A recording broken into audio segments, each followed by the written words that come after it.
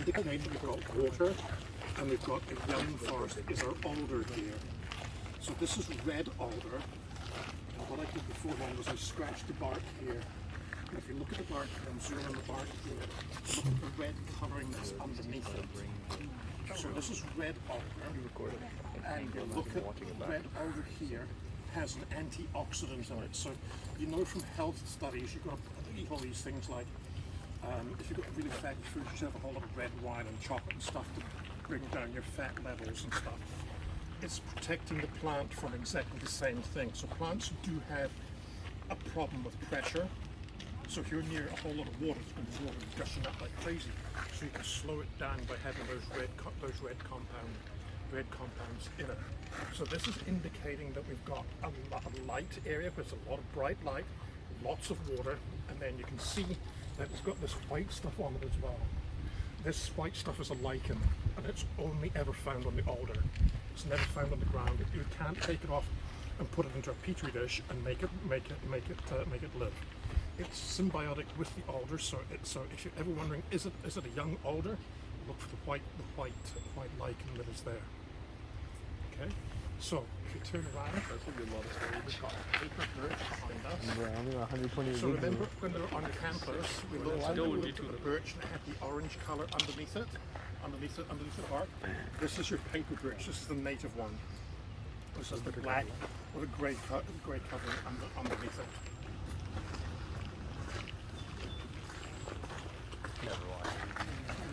So this is cottonwood, and cottonwood and poplars are indicating again we've got a whole lot of water.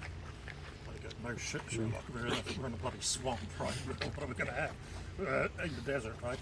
But this here, you can see, you can easily tell it. It's got the little leaves that look like arrowheads, and it's got the little catkins here. This is the fruit. So we can't see any of the flowers at the moment. It never has any really good flowers. It's always got these little green catkin things on it. If we open that up, we can break this into millions of little pieces, and they've got little wings on them. So when this is ripe, it will float off in the air, and it often has little hairs on it as well. That's the one that gives you all those allergy type things. Indicates there's a lot of water around this area here. Most people look at it and go, how come I've got pine cones on my tree like this? Well, it's just a way of protecting the babies. It's just another way of a plant, because plants can't run away, right? So they're going to make these little catkin things like this. Right? So they're really, really woody. This is last year. It takes a whole year for them to become mature. So this is last year's one. The other ones we saw on the other one there are going to be this year's. And so we don't see a whole lot of all the babies around here, because probably there's rats and probably there's deer and probably all sorts of other things going to be eating it here. So we have time. Poplar grows really, really fast, and you can see on the underside that it's soft and white and fuzzy. Now the soft and white fuzzy stuff is just like if you've got your 5 o'clock shadow. Right, for those of us who don't shave, who the hell cares, right? But if you've got that little fuzz, that little baby fuzz that you first get, that's protecting it from heat. So the more fuzz it has, the less water it's going to evaporate out. This grows really, really fast, and this is what you make matchsticks out of. It splits really, really, really well along a long, thin line. What I want you to do is go to the stem there and run it between your fingers and tell me what you can feel. You can take it close up like that. Okay. This is poplar. Oh, this is like a square. Yeah, square. Right? Oh, square. So if you're living in water and slush, are you square. going to be stable standing upright? Probably not, right? So we as animals, we sort of go out and do starfish, right, to float on top of water. The plant can't do that, so it's trying to make it square to make a bigger surface area to make it stable to go upwards. Okay, so that's indicating a mushy soil. So we've got really, really mushy soil. Yeah, that's so Two things at this point here. We've got this little snowball tree here. This is the native hawthorn. And so these little balls here are called a truss. So when you put one flower in, it's just one flower. Put two in, it's a group of weirdos. And so if you take this Hawthorns always had your leaf that looks like it's got three parts to it, right? So always like a trident. When we take this like this, when you're a pollinator, you need to just run over the top of it. You don't need to be specialized, you don't need to have special mouth or anything, you can just run over the top. And so at least 1 or 5 or 6 of them, the flowers are going to be pollinated with this. And if you see, there's a little yellow color right in the bottom of the flower there. If we looked at that under ultraviolet light, you know, the thing for counterfeits, that would glow black. It's telling the insect there's a lot of nectar there. So what we're going to do is we're going to turn around behind here, and we're going to look at the fuzz on the stems of your grass there. What do you think's happening there?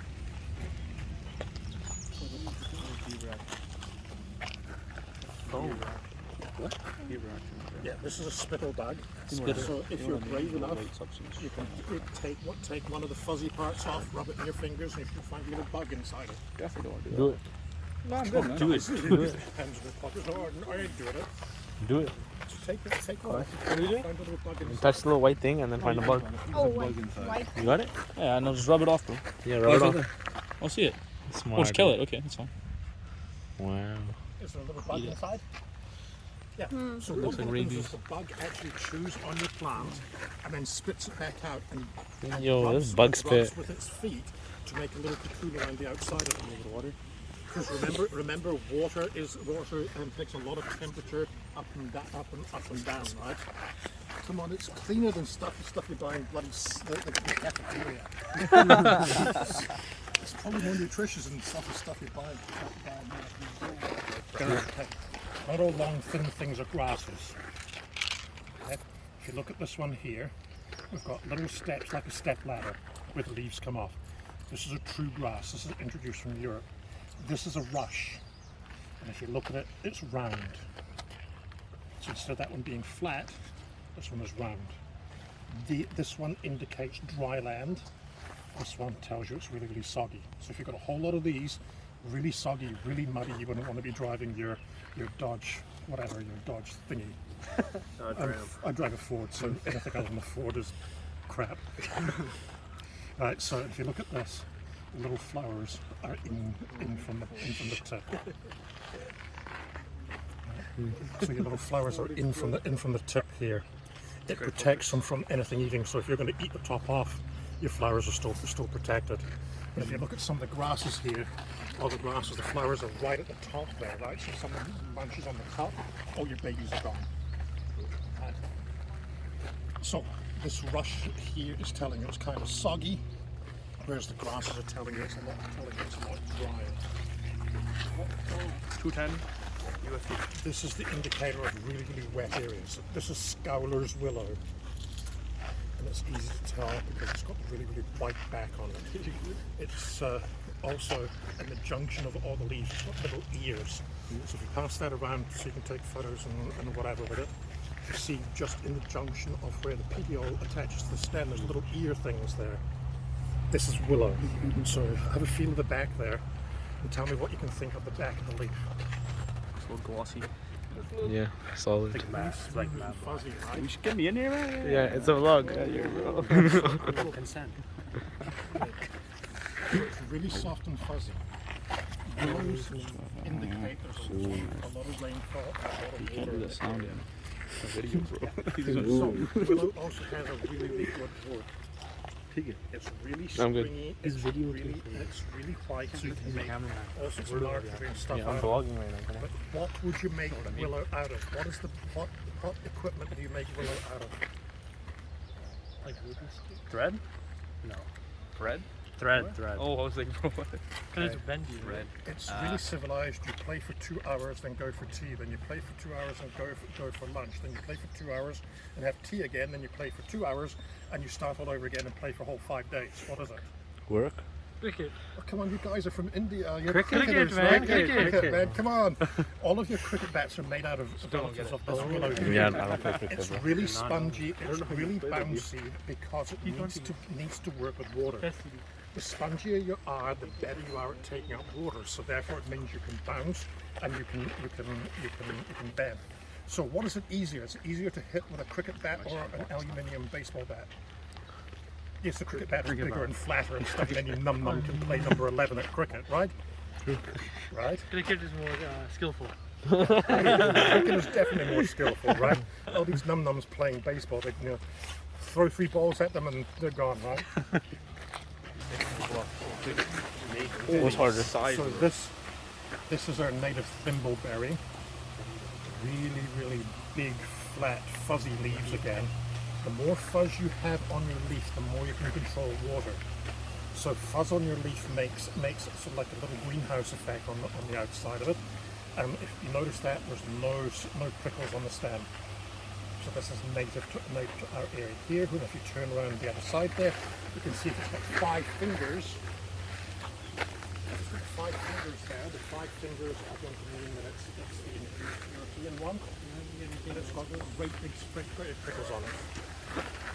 So we've got salmonberry to our right. In the middle there, we've got the 5-fingered one, which is the introduced European one. Well, it's not that one. It's that one. This one? This is it. 5 finger. 5 finger. I mean, I was just thinking, You can see some yellow flowers up the end there. Go right Oh, up where's the woman? middle of the channel there. You can see the yellow flowers on the horizon there. Can we see it? That is an introduced weed called the yellow flag. We see every day. It's a weed, yes. Oh shit. Yeah, phone call now. Middle East. So Yule grows Egypt through to Italy and into southern France. So it's the typical shape of the Quebec sign, the fleur de lis. It will choke out the waterways. It really loves water. It hates shade, so it's always in the sun. And so it always chokes out waterways. It grows faster than the natives do. So we have a problem in here. Do we leave it in here so we can educate people and say you don't need this, or do we take it out? What is the correct answer? And if you're saying, I don't know, that is the correct answer. Should I leave it for education, or should I take it out?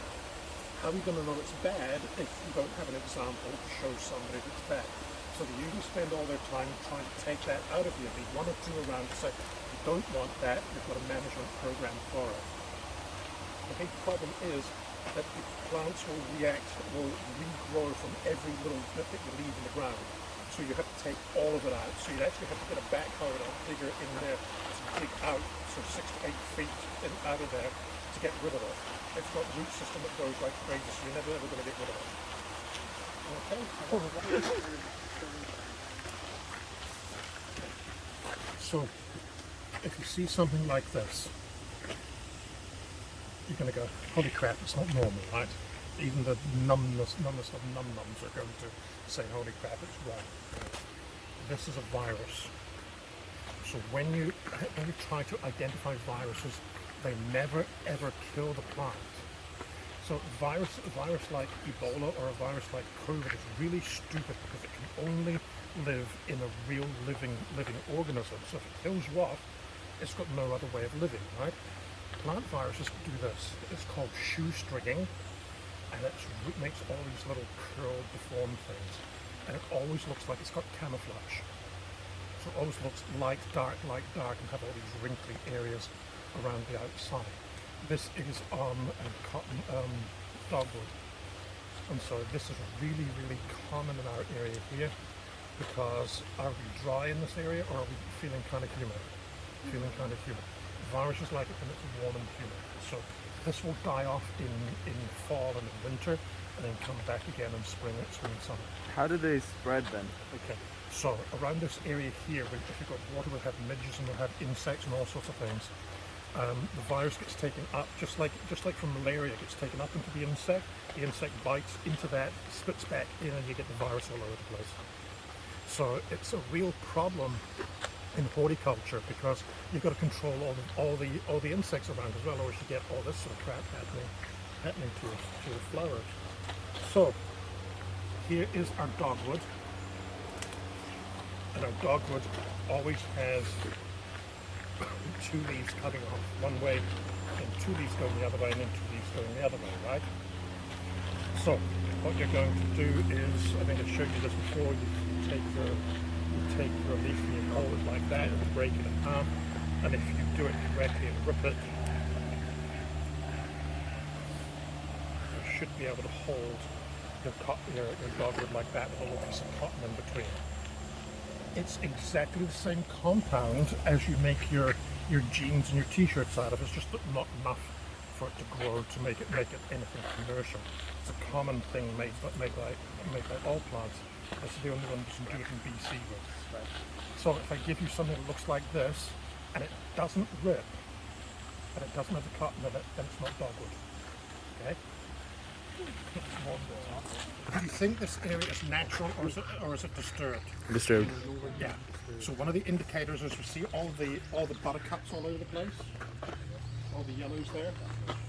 Anytime we see a lot of buttercups, it means there's been massive disturbance or massive destruction everywhere. They grow like stink, they grow really, really fast, and they love really, really hot sunlight. But just by Rhea's feet here, there's these little things with these little round maple leafy type things with them. These great big long stalks on them, they're called fairy carps. That is native to our area here. That is Tiarella, that's the fairy carp. And it also indicates where there's a lot of rocky area and a lot of destruction from rocks falling all over the place. So that's something that we should have a close up of this little dude here. This is Bidybid. Bidybid is in the rose family, and when it's mature, these little hairs will have hooks on them. So you don't want to bring your dog along and let it run up against that, because they will start catching in their paws and catching in their fur. Then you're going to sit there and comb it all the time. So the plant, because it can't move itself, got to find somewhere getting its babies to another part of the world, catch on to a big dumb animal, and then the big dumb animal takes it everywhere else. So this area here is known as the middle bench area, and the middle bench area is an area of middle tide. So think of, you've got high bench, middle bench, and low bench. So low bench is like low tide, middle bench is like even tide, and high tide is the high bench area way up. Shake hands with the tree.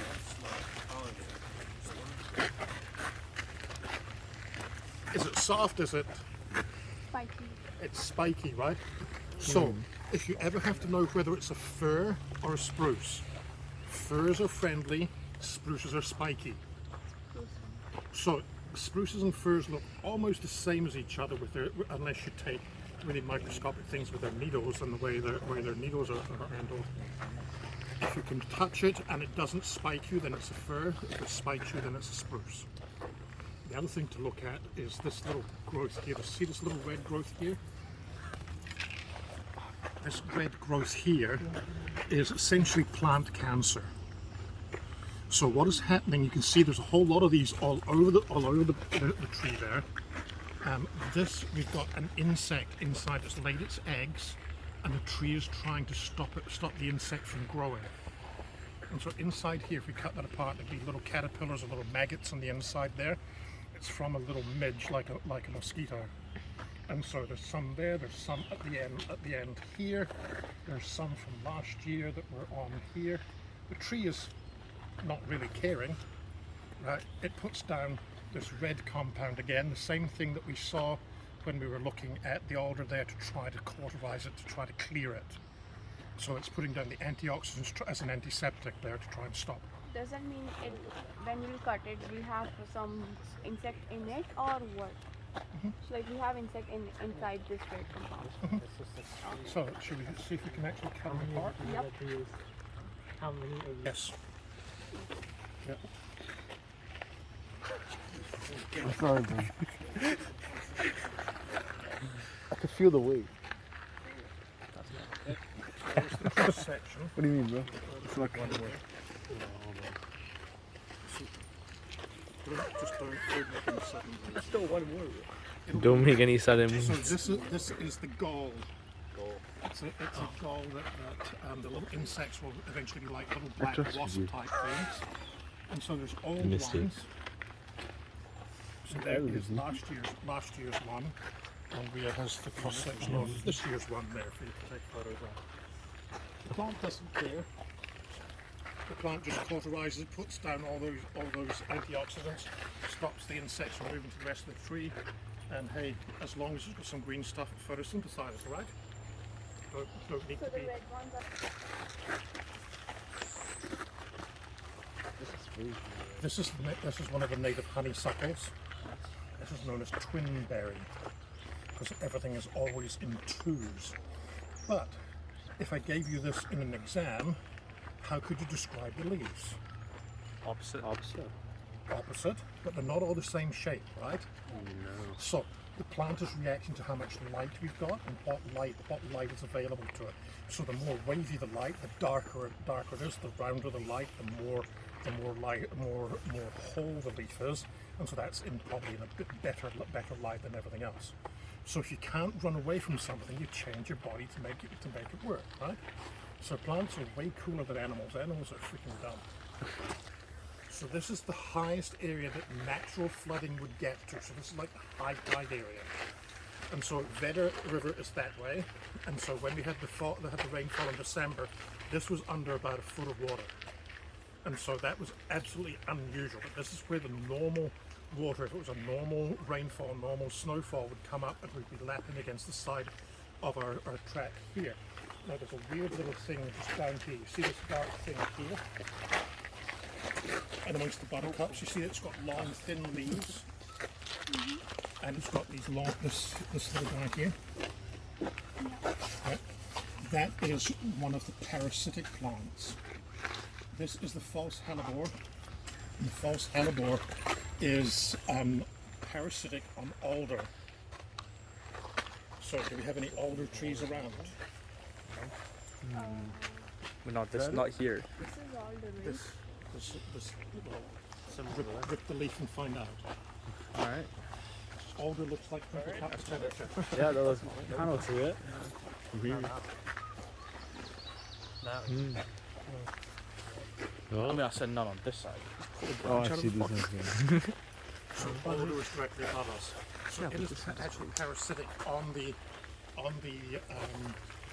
roots of alder. So alder is probably inside the swamp as we look at it in here as well. So as we're going through again, and this is on honeysuckle. So viruses really don't care what they're growing on as long as they get a sugar source, as long as they get light, and as long as they get water. Like pretty much like us, give us a cookie every so often, we're quite happy, right? So it gives you, see, it's got mutant flowers, not normal flowers, not normal berries, not normal leaves. So that is not normal. The other thing is, you always hear this old wives' tale of moss always grows on the north side of the tree. So where is north from us here? What was that right? That way-ish, right? So there's a bit of moss on this side, but there's a moss on that side, there's moss on the other side as well, there's moss all over the tree, right? Moss grows where water is going to be, not where the north is, not where south is, or whatever. Reverse Most this one. people get lost by saying, hey, I'm going to find north by going where the moss is. Yeah, So on the that's what I said. poplar here, you can see here, on all these guys here, we've got these round bullseyes here. So if you're wondering about whether it's a virus or a fungus, fungus always produces bullseyes, always. So if somebody comes to you and says, hey, you're doing some plant stuff at school, and my plant's got a virus, unless it looks like that crumpled up crappy thing there, it's not a virus, right? So these guys here, see how it looks like a bullseye? There's all sorts of different little colors on the back of it there, right? And on the top, see how it's got the blackening, and there's all sorts of weird little colors on it. This is going to be a fungal infection rather than a viral infection. Again, the plant doesn't care. On the back here, you can see there's some orange stuff as well. The orange stuff is another fungus. So once you think of when you are under stress, you get all sorts of other colds and crankiness and whatever else. If the tree is under stress, it's going to react exactly the same way, right? Doesn't mean the tree is dying, just means there's a little bit of stress. So, what could be the possible stress around here? Do trees normally grow with their feet in water? They usually grow on sort of a lot more stable stuff, right? So, although the plant is really healthy, right, it's got all these little bits and pieces. It's just like getting a cut or a bruise. The plant is going to be okay. if you want a really soul-sucking job, go and work in the garden centre at Home Depot. Right, or even work at Home Depot, because there's all these num-nums that come in and go, I want a left-handed screwdriver. Oh yeah, sure, it's been like $95 for you, sunshine. But they'll come in and go, my plant is dying, it's got a virus, and they'll go, how, you know, they'll bring in this one leaf in and go, how many leaves are like that? That one. Good job. See again, our little spittle bug doesn't care what kind of plant it's on. Right. Right. So as long as it's got sort of an even surface to hang on to, and as long as it's got some sort of sugar coming up and in and through, the spittle bug is going to love it. Tell me what the leaf feels like. What is that? You know, what does it feel like? Yo, I don't even know. Pretty fuzzy. This is hazelnut. So if you like Nutella, this is the tree that you like Nutella. You love Nutella, okay? Okay. So remember, control rehab. Put that in my mind. Control rehab by having the Nutella around the glass. Look at the shape of the leaf as well. It's got this point on the end of it. So what would happen if rain bounced onto that? Is the leaf really thick and rigid? No. So if you have your water and it bounces, it's going to bend your leaf backwards, right? So if the rainfall comes onto this and bends it like that, where's the water going to go to? Right down to the bottom of its own tree, right? So you're controlling your temperature, controlling your water all the time, right? What do all plants do? And these are, Oh, this is raspberry. It's introduced raspberry. Smart home. This is your hazelnut tree here, and it doesn't have any Dome. Ooh, another one for no reason. You like? Pressure's on. It's on YouTube. Smart home. Chrome conditioner. What are those? Okay, so this area here, we've got all of these things that look like hot dogs on sticks, right?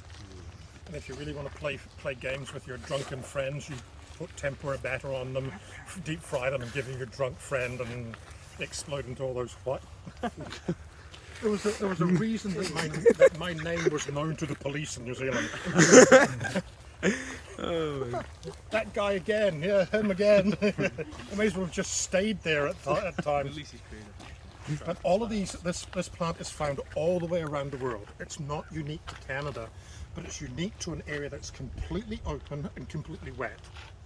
Now, it doesn't matter what culture you're from, whether you're First Nations here or whether you're Norwegian or Scottish or New Zealand or whatever, all of the hot dogs, when they're first coming out, when they're nice and brown, once they've been pollinated, they form those fluffy seeds on the inside.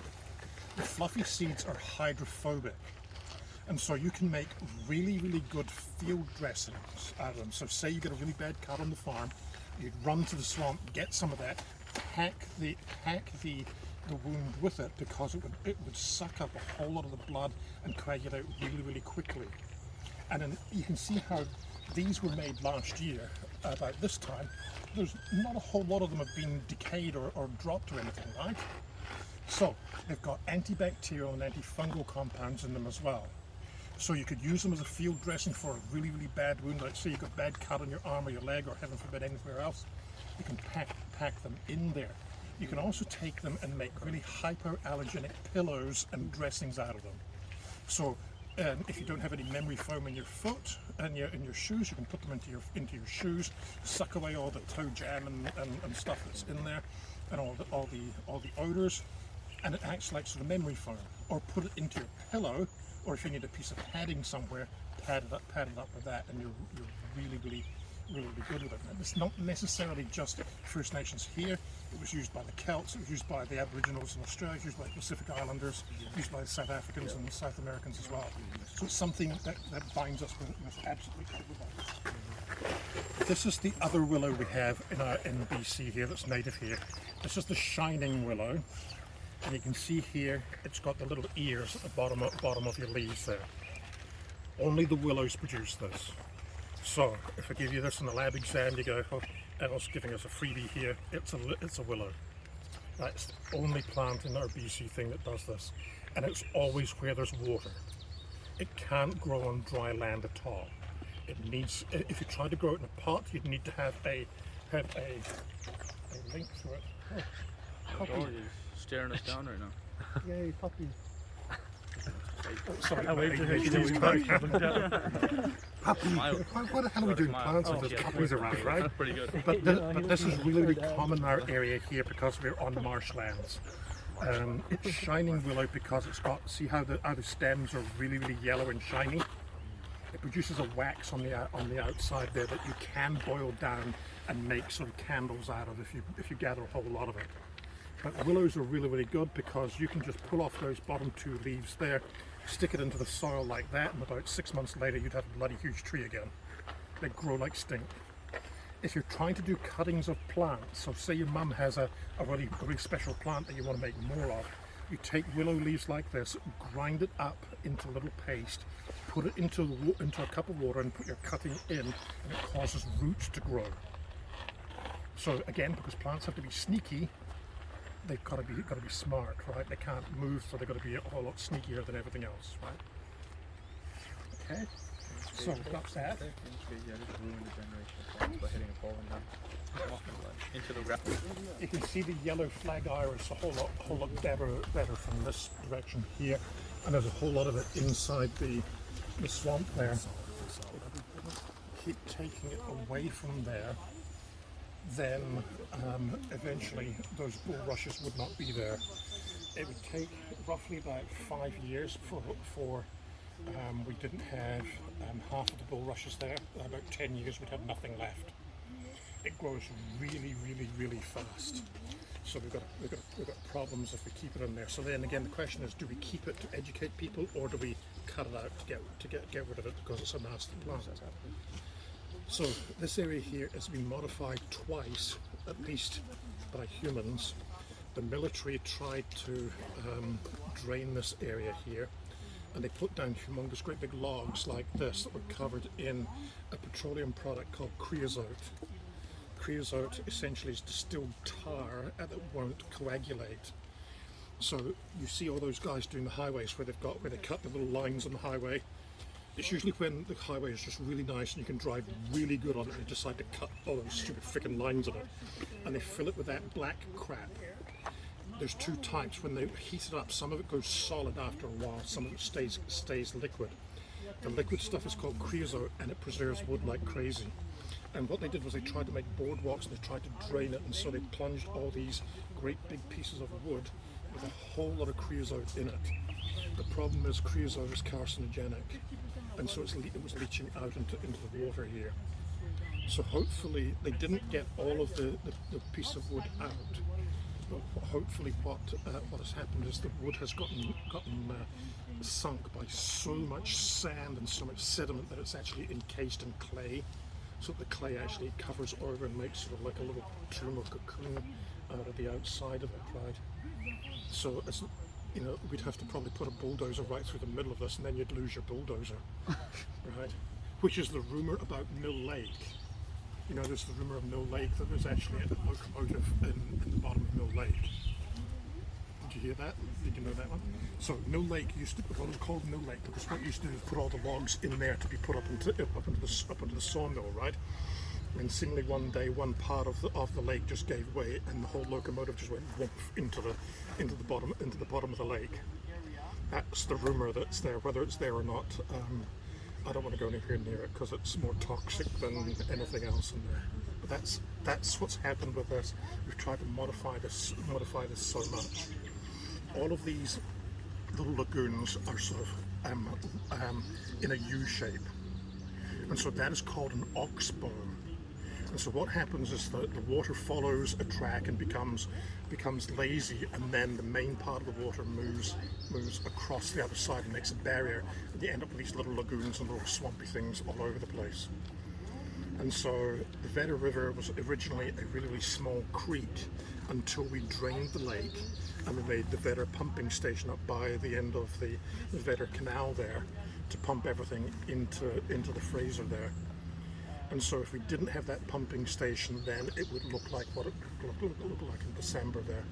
We would have, this place would be underwater. We'd have a little walkways between here and Chilliwack. In most of the cases we would actually be underwater. It would be almost from Watcombe all the way to almost UFV at Chilliwack to Woodby Lake. And that at one stage was really, really good because you could grow a whole lot of tropical crops around the outside. And one of the crops that they used to grow here was hops, which is the thing you need to make beer. So all the beery taste that you get, all that sort of pungent taste from beers was made by crops that used to be around our area here.